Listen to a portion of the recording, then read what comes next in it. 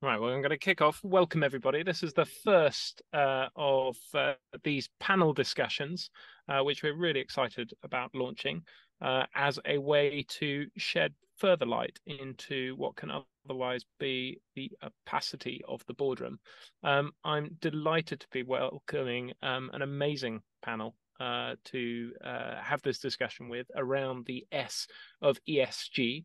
I'm going to ask them each to briefly introduce themselves and their board background, and as part of that, to share with us the top 3 opportunities they see for those on boards in the S of the ESG, as well as the top 3 challenges that they are wrestling with on that front. And I'm going to go around in alphabetical order first on a first names basis. So Denise, I'm going to kick off with you, if that's all right. Thanks so much, Oliver. It's such a pleasure to be here. So I'm Denise Odaro. I'm Managing Director, Head of ESG and Sustainability at PAI Partners, which is a 26 billion private equity fund, pan-European. My board experience is quite broad. It covers financial sectors, non-profits and corporates, both from, of course, my role at a private equity fund, which covers healthcare, real economy sectors, food and beverage, etc. And as I mentioned, non-profits and then stock exchanges from committees, etc. So over to you, back, Oliver. Brilliant. Denise, thank you so much. And just briefly, your top 3 opportunities and top 3 challenges. Indeed. So we are at a time like no other, because I really think of today's sort of global macro stage as a dawn of a new revolution. So it's sort of a sink or swim situation for boards who are ill-prepared. I think it would be remiss of me not to say, in terms of what opportunities are one, the opportunity to deal with or mitigate climate change and the effect of that on essentially every sector. Second is, we've seen over the last few years a massive rally in terms of just the shall I say, appreciation of people and human capital being the core of a business. And I think the opportunity there to engage with the employee base, etc., is quite key. So the S part, and this is what we're talking about mainly today. And then I would say the third is the momentum around biodiversity, which is a conversation that is true and front and center of a number of board conversations today. But in terms of exploratory conversations, more than they are solutions at this point. But those are 3 opportunities I'd say. Challenges remain, unfortunately, the same challenges that have existed for the last maybe century. And I think they all end with isms at the end of them. But really, I think it's sort of, how do we take the rhetoric we hear around gender diversity and really get to a point where there are as many women as men named Dave or Richard or John on boards across the world. And then I think the other ism I would talk about is ageism, which I think that is something that is not spoken about enough, and that both ways, by the way. So in terms of, younger people being taken seriously, let's put it that way, quote unquote, and of course ageism the other way as well. The third, I would say, is the opportunity again to sort of broaden the conversation around inclusion when it comes to people of minorities, be that race-wise or sexual orientation, etc. And I think these are opportunities, as some of them may be challenges, but there we are. More to discuss. Thank you so much, Denise. What a great kickoff. James, if my alphabet is right, I think you're next up. Thanks, Oliver. So I'm James Cole. I'm an Executive Director and Chief Innovation Officer at the Cambridge Institute for Sustainability Leadership. So I have a perspective from that angle because we work with global boards to help them understand the strategic context under what we call sustainability, which includes social, environmental and economic factors. We also work with startups and founders in our Canopy incubator. And so I see many people starting out to create new ventures and how they're approaching building a structure of governance around their venture. And then finally, I'm a non-executive director on 2 charities, non-government organisations, One which is a local charity based in Peterborough here in the UK, focused on social and environmental issues in the area. And the other is a global NGO working to build partnerships, which is the Partnering Initiative, working often at the UN level with global philanthropy, so at different levels.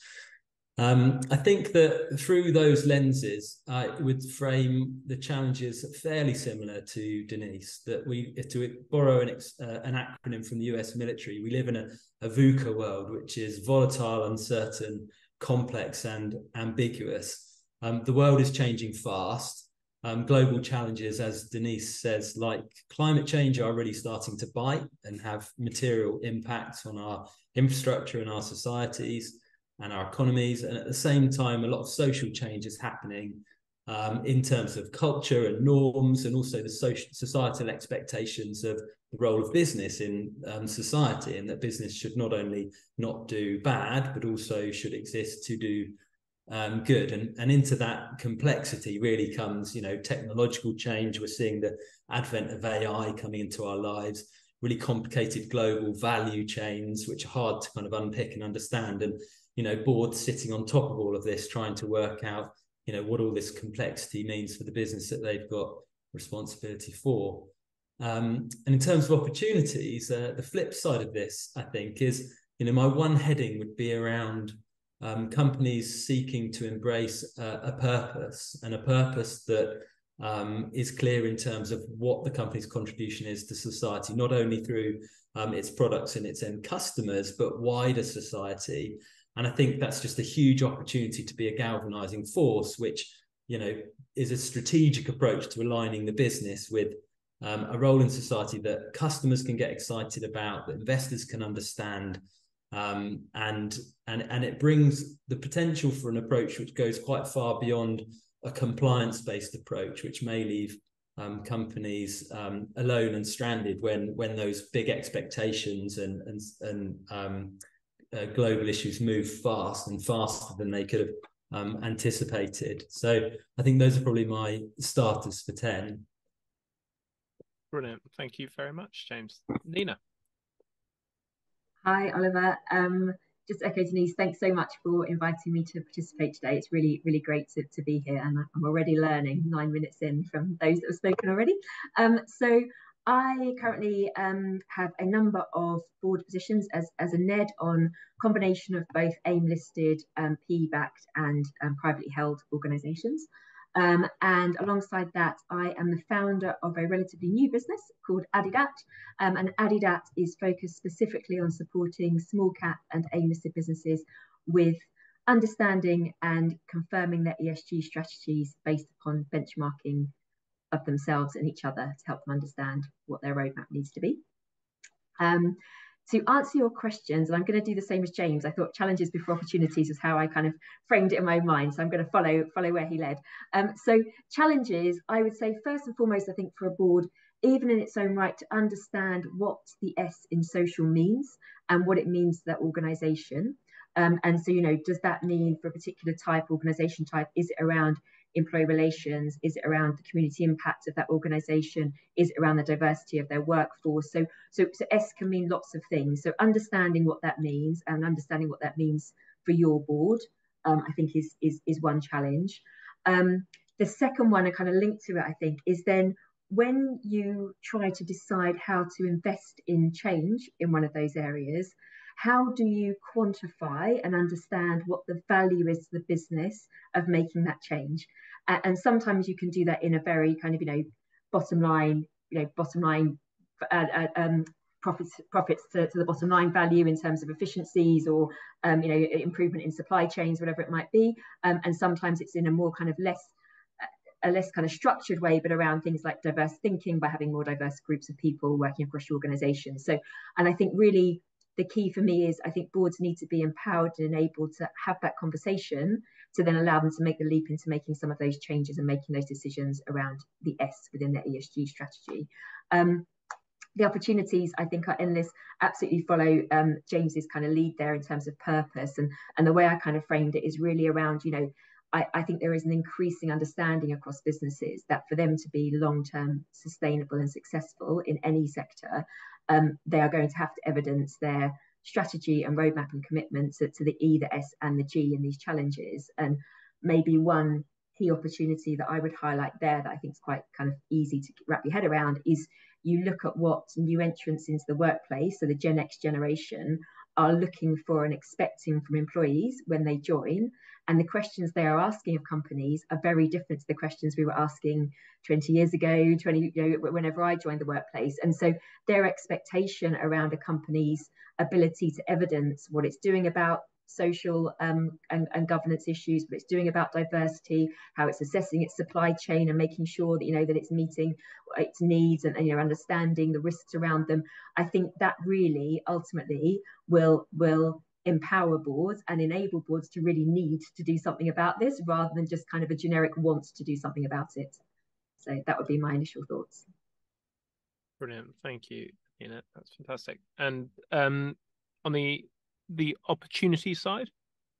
So as I say, opportunities, I think it's around clearly diversity, and I'm a huge advocate of diversity. I think what that adds to you around your diversity of thinking, which ultimately is what you're trying to achieve with diversity. You don't want diversity to have different pictures on your website or different types of people sitting around a table. You actually want to bring diversity of experience and thought and creativity. So I think opportunities to expand the group of people sitting around any table at any level within your business, I think just creates opportunities to think differently and do things in a way that's more reflective of the society around you. I also think that there's opportunity to then optimize things around your business, be that the way you your supply chain works, the way you talk about your organization, the way you manage your internal structures to make sure that they're supportive. I think there's just lots of opportunity there that ultimately will end up in companies either being ones that are visionary and thinking this through for the future, and ones that aren't and are going to get left behind. Because you often hear now that is ESG falling by the wayside because we're in tough economic times, people have got other priorities, etc. I think that's relatively short-sighted, because there is a trajectory the world is going in. The world is going to increasingly care about the environment. It's going to increasingly care about individuals and what they add as value. It's going to increasingly care about businesses being run effectively and soundly. And so missing the opportunity to get on that curve and getting yourself there quickly, I think will be a misstep, is my view. Right. Thank you. And last but not least, Rory. How do I follow all of that? Crikey. Good evening, everyone. I'm Rory. I'm co-founder of New Vantage Consulting. We do, broadly speaking, three things: leadership, coaching, and change advisory, predominantly with boards and senior executives. In terms of board experience, I think like probably many of us, I'm a non-exec of a variety of organizations, a financial services organization, an independent chair of an employee-owned innovation consultancy, and an independent member of a social change charity. And prior to founding New Vantage, I was a board member at a retailer, John Lewis Partnership. Challenges and opportunities, I too will follow that rhythm and start with challenges.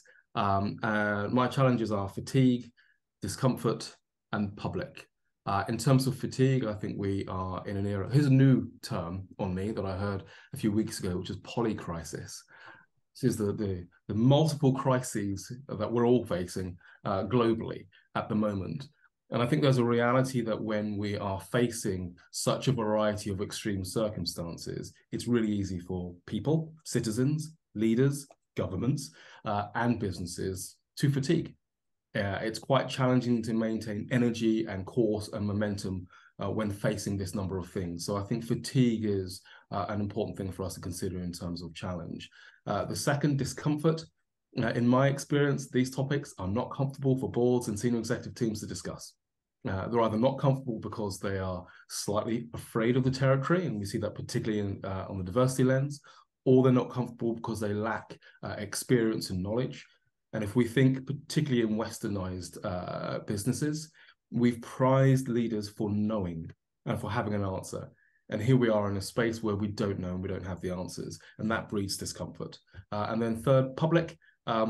This is a territory where there's faint praise when you get it right, and there's public flogging when you get it wrong. And I think that can lead to people holding back for fear of not getting this right. even though this is a territory which demands extraordinary levels of experimentation and discovery. So challenges, fatigue, discomfort, and public flogging. And then in terms of opportunities, I'd go with re-engineering, role, and renewal. I think re-engineering wise, this is a marvelous opportunity for re-engineering of our societal and business ecosystem.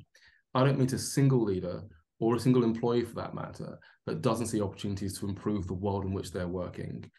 And set against the polycrises that I've described, I'm seeing everywhere, in just about every country and just about every economic system, an opportunity to re-engineer, perhaps a uniquely generationally appropriate moment. So re-engineering, I think, is actually a positive opportunity if we choose to take it and see it that way. The second is role, and by that I mean the role of business. And Nina touched on this. It's a fabulous piece of research by the Edelman Group, who run the Edelman Trust Barometer every year. And what they found for the last couple of years is that the most trusted institution, certainly in countries like the UK and the US and other countries across Europe, is that business is the most trusted institution. It's a low bar, by the way, but nonetheless, business is the most trusted institution. What that means is business has a clear role to play, and citizens expect business to play that role.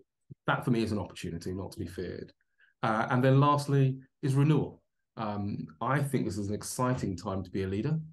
I think it's an exciting time to renew one's sense of leadership, the impact that one can have, and the power of leadership from a phase of time that I think we've had where, you sort of say leadership under hushed tones for fear of how it will be viewed because of the number of businesses that have had bad leadership displayed publicly. Actually, this is a chance for leadership to stand up and show what really compelling, purposeful, mindful leadership can really do. So there you go, re-engineering, role, and renewal for opportunities, Oliver. Brilliant. Thank you all. That was fantastic. There's so much there to dig into.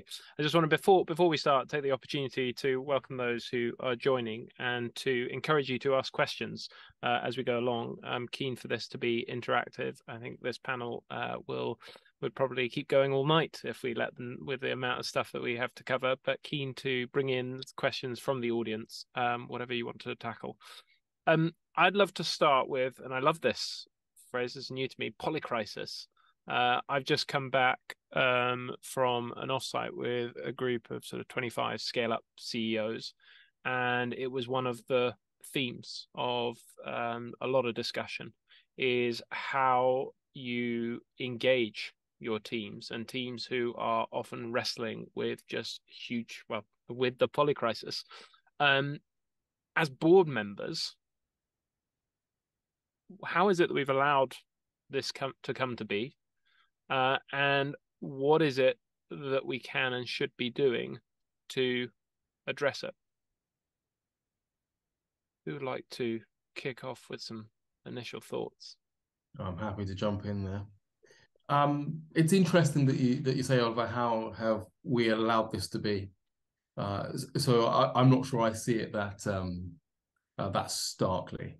I think we, massive royal we, have certainly been complicit in a business environment and in a society that hasn't necessarily paid keen attention to many things that have seemed to be on the peripheral of a business responsibility, right? And as they've become more and more important, whether that's because investors have become interested or incoming generations of talent are saying it's a priority for them, it's become more of a priority for business. And then as all these things come together and clash, I think what we've realized is that we lack the strength, the capability to navigate them all at the same time. And then, of course, we need to look over the last few years to see how many of these have been quite profound in terms of what they tell us about the way society is working at the moment, and therefore what we expect of each other. That said, I do think there are some consistent traits across businesses that lead us to find this a surprising time, and therefore one that's tricky to navigate. We run businesses like this. We run them with a tunnel vision, usually based on what we see as our critical outcomes for the organization. And I think what we've seen over recent years is those outcomes have widened, and we're seeing the broader impact that we could and should be accountable and responsible for. But because that's a new lens for us, we're ill-equipped. We lack the capabilities, The boards that I've supported over the years and that I sit on, these aren't conversations that they readily have for some of the reasons I've described. And so when these crises hit, they lack the instinct for them. They lack the ability to detect the faint signals that forewarn them that they're coming. So I'm not sure, as I say, that I see this being solely the responsibility or indeed a failing of business. But I think we've been complicit in the environment that's allowed it to perpetuate. And therefore, I see this more as an opportunity now. We've got to find our way to have more exploratory, discovery-oriented conversations to tackle truly unknown territory for us as businesses and as society. And that is something that boards don't typically make space for. You know, I can see you itching to come in. Yeah, I really thank you. So I really I echo a lot of that, Rory, and I actually feel as though, for me, this whole topic of ESG and how businesses address it and what they think about, I personally think that the NEDs on a board play a critical role in this process. And the reason why I would say that is because exactly to your point, if you look at the execs on that board or the leadership within the team, they are typically having to look within the next, let's say year, but realistically it could be 6 months, it could be the next quarterly results. Like they are very focused on the near term more often than not, because that's what their remit is designed to do, and that's what their focus is getting them to whatever their objectives are for year end or the business's objectives at a certain point in time. And I think addressing or even considering challenges around ESG, and we're talking about the S today, is a much longer term view. It's a conversation about what does this business look like next year, but in 3 years' time, but in 5 years' time, and how do we get ourselves ready to make that journey? And I don't think many busy, stressed, overworked, overloaded CEOs or CFOs walk into those boardrooms thinking, I'd like to create a debate around this topic today, that's typically not probably top of their mind. Whereas actually, I think that's where NEDs and the independent kind of elements of a board can come in and say, look, we can deal with these pressures and these issues that you're dealing with short term, we can help you with those and we can support you through them. But actually, it is part of our value to talk about those longer term things and how we start to address them now. And so I completely agree with your point. And I think one of the answers is the proactive role that NEDs can play in doing that. So, I'm a huge fan of the work you do with Nurole on these kind of, communication and education programs, because I think empowering NEDs to walk into those environments and have enough knowledge to ask the question. I'm not saying we have to have all the answers, but to ask the question and start to put it on the table starts to open that debate. And I feel as though that drive really is going to sit with us as a community and responsibility as much as with the board, with the business itself on a day-to-day basis. So how do you go about that practically? I mean, thinking about, taking that fatigue as a question, how many of you actually measure on your boards the fatigue levels? I know, we track sentiment and we track net promoter score, which I'd probably find fatigue somewhere in there in the data. But how do you all go about doing that? How many of you feel confident you know what the fatigue levels are in your organizations right now? Does anyone? I mean, it's hard to there is no hard and fast way to monitor that. I think when you look at, who is it that said, I think Rory had mentioned this earlier, but I think over the last couple of years, we've certainly seen that there's realization or acknowledgement that whilst, you've got those 3 Ps, people, products, and profits, there will be no profits without people and the products, and there will be no products without the people. And I think that time, as a resource is, of course, something that we have not been able to change, albeit we live in a time where we've never seen as much progress as we have in our lifetimes, right? We've gone from, in the space of 20 years to having, 20 years ago, the iPhone did not exist. Just bear that in mind. And then imagine that today, right? So I think there's so much progress has occurred, but today, the highest form of commitment and even love in your personal life is attention. And that is like the rarest thing at the moment, because of course you've got your iPhone in your pocket, you've got whatever it is that is calling at you. And unfortunately, what does that mean for board memberships? It basically means that you probably cannot be the most effective board member if you're on 100 boards anymore.